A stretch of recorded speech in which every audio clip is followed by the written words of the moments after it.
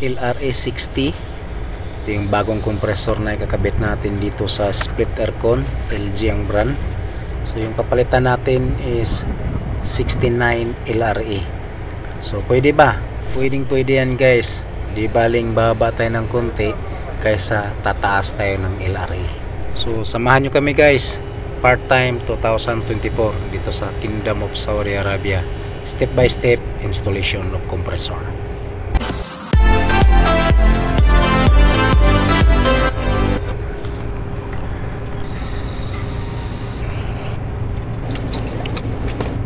So ito yung kakabit natin, LRA60. Yan, LG ang brand. So ito yung papalit natin dito sa split aircon, 24,000 BTU per hour. Yung LRA nitong compressor na luma is 69 LRA.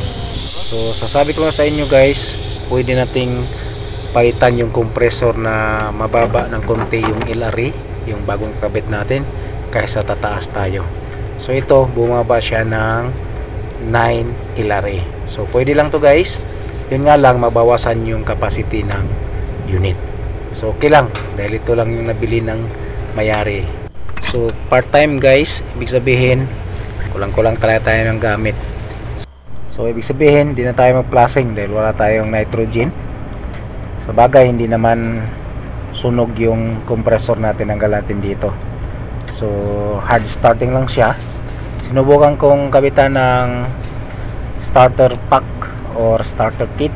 Hindi talaga siya makapag start ng matagal. So, gagana lang siya ng 2 araw, tapos hindi na naman.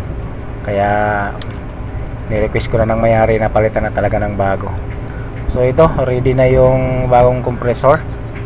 So inangin lang natin para mabilis tayong matapos.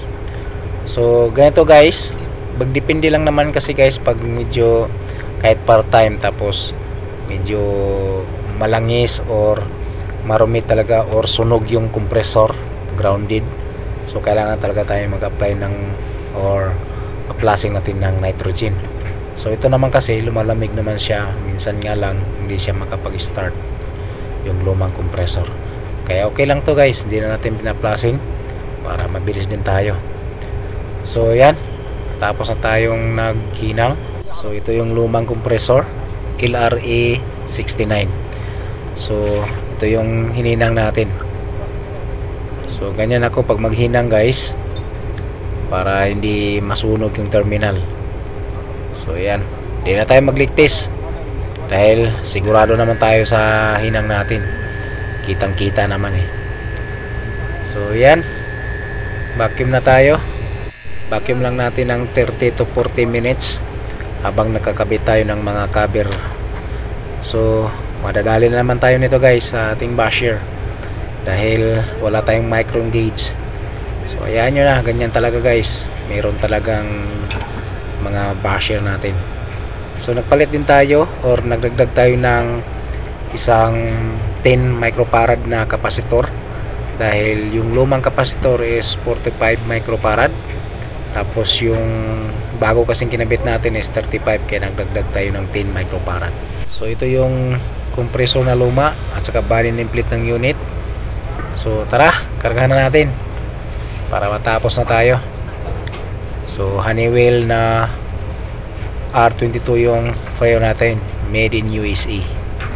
So ayan, start na yung unit or compressor. So kulang pa tayo ng karga. Karga lang muna tayo. So kargahan lang natin guys ng mga 55 at saka magdepende din tayo sa running ampere ng compressor. So yan yung running ampere ng compressor. Suction pressure natin, ayan. So okay na, malamig na guys, 53 suction pressure at saka 8.9 running ampere. So ayan, malamig na dito sa loob. Pera na to. Thank you.